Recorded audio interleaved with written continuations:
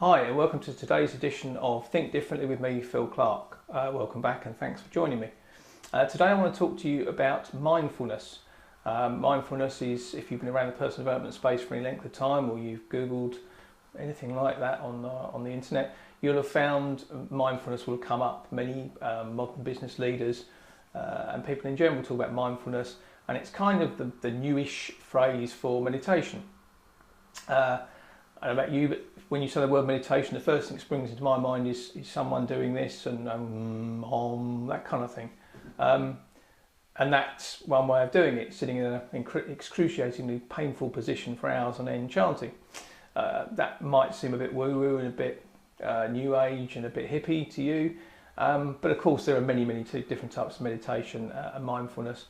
Mindfulness also kind of extends into being more conscious, more thoughtful during the course of the day. So not just sitting quietly for 10 minutes, 20 minutes, whatever it is that your session is for, but also carrying that forward in the day and trying to use that almost like a break in your thinking to allow you to maintain calm when maybe situations get a bit stressful, when someone cuts you off or pulls out in front of you in the street or cuts in front of you in a queue. I'm British, so we don't say a word. The English don't say a word either. We don't say a word about people cutting in front of us in queues. We just grumble a lot under our breath. It's a national characteristic of which we're probably foolishly proud of, but too polite for our own good. But we still grumble, so if we can stop ourselves from grumbling a bit by maintaining a level of calm and mindfulness, then that's something that a benefit this can generate, certainly. There is, to a certain extent, some, I wouldn't say snobbery, but some pompousness about the subject. If you've not seen him on Facebook or YouTube, I strongly recommend you check out a guy called J.P. Sears, S-E-A-R-S, as in the US store. He pokes fun at that kind of thing and talks about ultra spirituality and how it's should be a competitive sport almost, and it's very funny. And I was watching a couple of episodes actually on my laptop here just before I start recording. So if you want a bright moment in the day, they're only 5 minutes long, his videos, similar length to mine. I strongly suggest you check out his YouTube channel. I think he's had something like 100 million views with the videos on there, so it's obviously tapping into a popular comedy need, perhaps, shall we say. So getting back to mindfulness, there are more than one way of doing things always, and there's certainly lots and lots of different types of meditation and mindfulness. You can have a guided meditation where you listen to someone speak to you either in person or via a podcast or via an app, and there are other versions where you just sit still, repeat the same phrase over and over again, which is known as a mantra. In particular, transcendental meditation, which is one of the older forms of this, you're given a mantra to chant and you'll chant it either out loud or to yourself over and over again.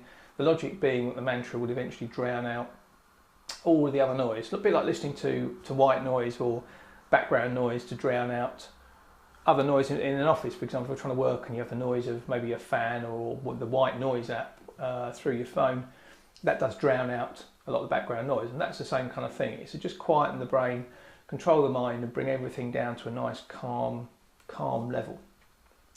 I've been using it for about 18 months or so. I use a guided meditation app called Headspace, and I will post a link below the video in the comments and also across on the blog as well.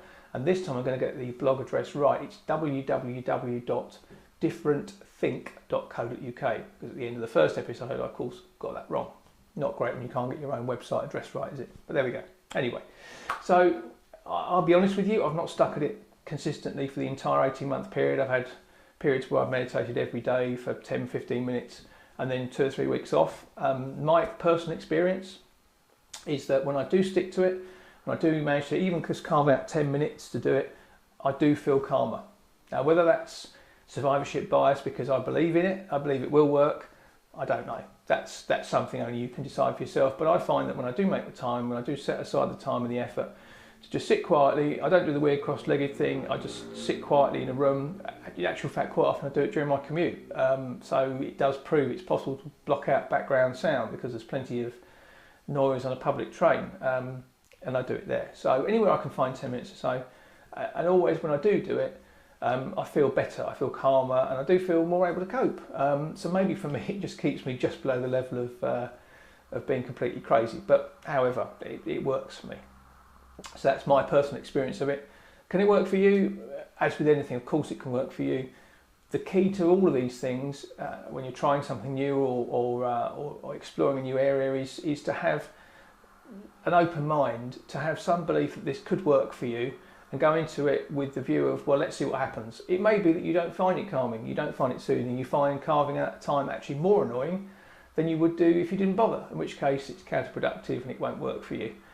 All I can say is that many of the people I work with, that I know, that I talk through the channel and through other sources, comment on how much it helps them. Many people are like me, not perfect mindful people or meditationists, if that's even a word, but we can kind of see the value at it, and we know that we feel better, we cope better, and we perform better when we can stick to a routine. So that's what I've got to say on the subject. If you'd like to join in the conversation, please do leave a comment below. Click the subscribe button and also check out the blog, and I'm going to get the address right a second time in a row. It's www.differentthink.co.uk. You can sign up for my email newsletter there as well and get access to more content which may not be on the channel or the blog. And I look forward to talking to you very soon. Thanks.